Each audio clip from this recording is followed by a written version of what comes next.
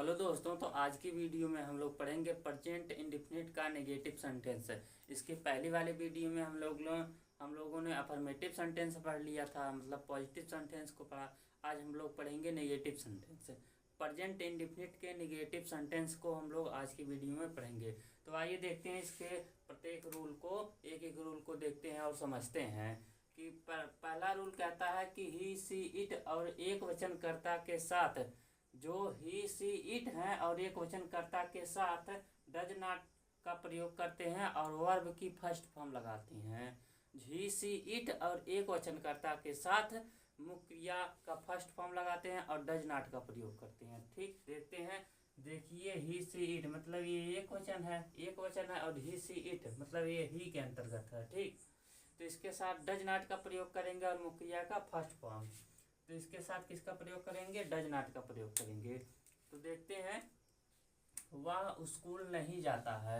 हमको वाक्य की पहचान कैसे पता चलेगा कि प्रेजेंट इंडेफिनिट टेंस है? तो उसकी पहचान हमने आपको बताया था कि वाक्य के अंत में ता है, ती है, ते है, ता हूँ आता है।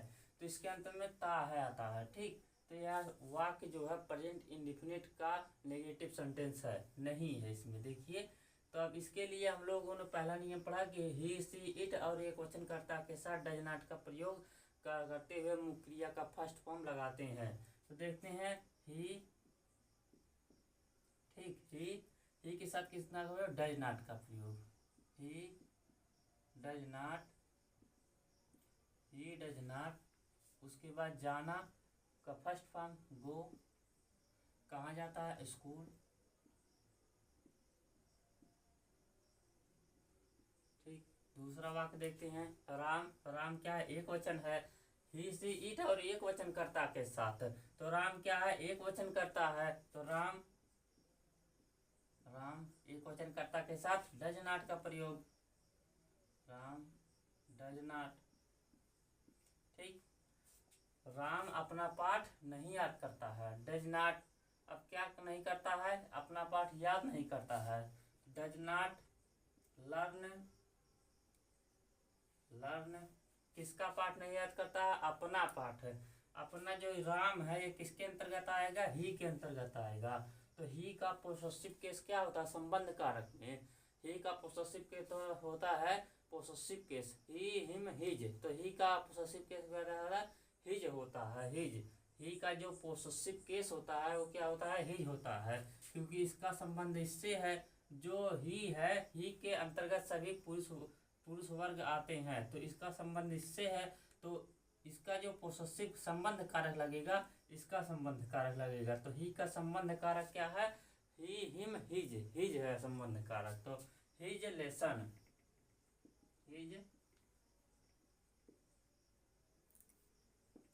है।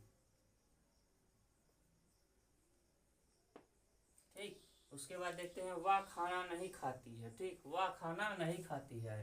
तो she does not eat the food.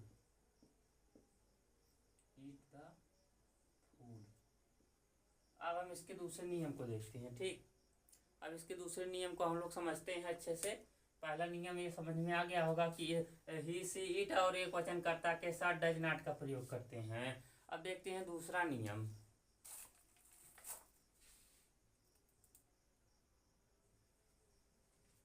अब देखते हैं दूसरे नियम को। तो दूसरा नियम क्या है कि आई, वी, यू, दे और बहुवचनकर्ता के साथ डज नॉट का प्रयोग करके वर्ब की फर्स्ट फॉर्म लगाते हैं। आई, वी, यू, दे के साथ। ठीक, आई, वी, यू, दे के साथ डू नॉट का प्रयोग करके मुख्य क्रिया का फर्स्ट फॉर्म लगाते हैं। ही सी इट को छोड़कर, ही सी और इट को छोड़कर, ही सी इट और एक वचनकर्ता को छोड़कर सभी के साथ डू नॉट का प्रयोग करते हैं।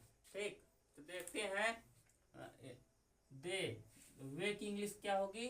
वे अपने स्कूल नहीं जाते हैं। तो वे की इंग्लिश क्या होगी? दे मतलब वे।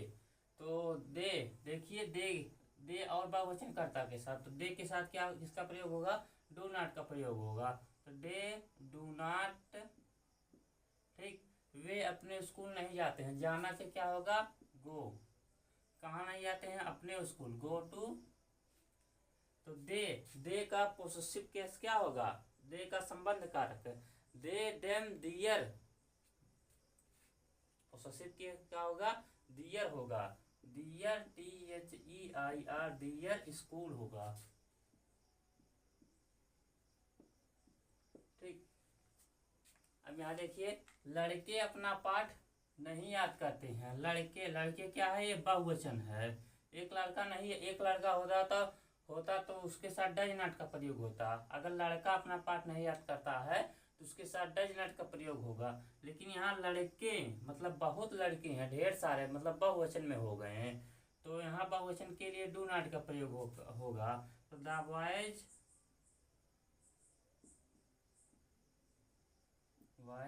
डू नॉट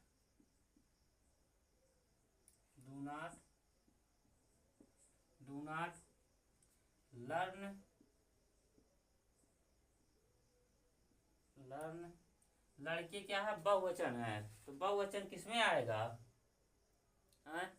लड़के है तो बहुवचन में किसमें आएगा, किसके अंतर्गत, देखिए, द बॉयज डू नॉट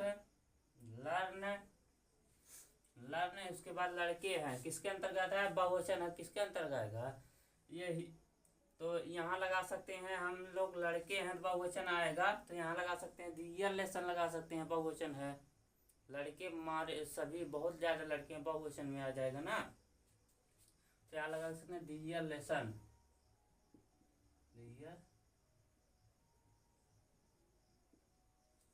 अगर यहाँ लड़का होता तो हिज लेसन लगता, लेकिन यहाँ क्या है, लड़के हैं, तो लड़के हैं कि क्या लगेगा, बहुवचन का लगेगा, तो बहुवचन के लिए क्या लगेगा, देखिए, ही सी इट का बहुवचन क्या है, ही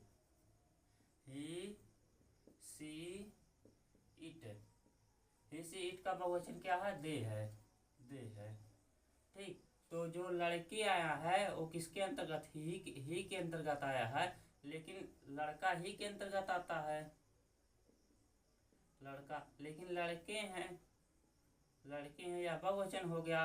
ठीक, तो ये बहुवचन के अंतर्गत चल गया, लेकिन इसका जो पोसेसिव केस होगा वो दे का लगेगा, क्यों, इसका क्यों नहीं लगेगा, क्योंकि अगर लड़का होगा तब इसका लगता, लेकिन बहुवचन में है इसलिए इस बहुवचन का पोसेसिव केस लगेगा। ठीक, इसलिए दियर लेसन हुआ। तो देखते हैं तीसरा क्या है, कि मैं बाजार नहीं जाता हूँ, मैं देखिए, आई वी यू दे और बहुवचन कर्ता के साथ, तो आई के साथ भी डू नॉट का प्रयोग करते हैं, तो आई डू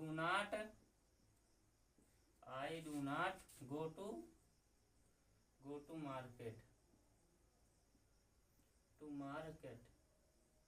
अब देखते हैं इसके तीसरे नियम को।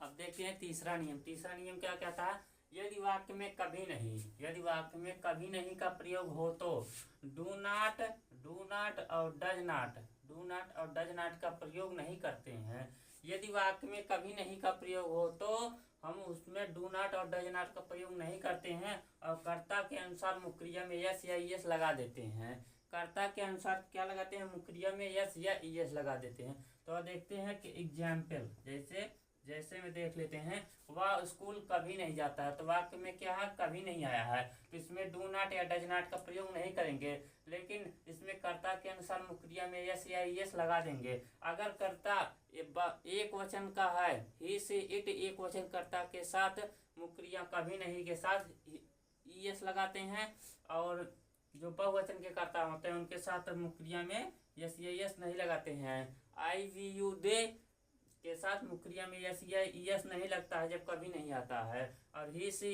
इट और एक वचन कर्ता के साथ अगर कभी नहीं आया है तो मुक्रिया में यस या ईएस लगेगा। तो देखते हैं, ये एक वचन का कर्ता है, ठीक, तो ही नेवर, अब डज नॉट का प्रयोग नहीं करेंगे, देखिए जब कभी नहीं आएगा तो डू नॉट या डज नॉट का प्रयोग नहीं करते हैं। ही नेवर कहाँ नहीं जाता है, कहाँ, तो गोज। देखिए मुक्रिया में यस ये यस लगेगा कर्ता के अनुसार। कर्ता एक वचन है तो एक वचन कर्ता के साथ ही से इट के साथ मुक्रिया में यस या यस लगेगा, जब कभी नहीं आएगा।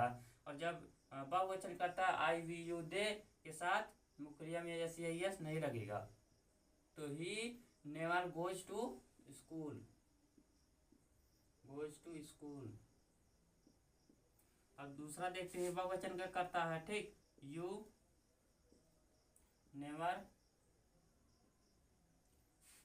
यू नेवर, तुम कभी नहीं पढ़ते हो। You never read, you never read, तुम कभी नहीं पढ़ते हो, ठीक। ये हो गया। अब देखते हैं हम इसके अनुवाद कर्म को। क्या देखते हैं? इन सब अनुवाद कर्म को देखते हैं।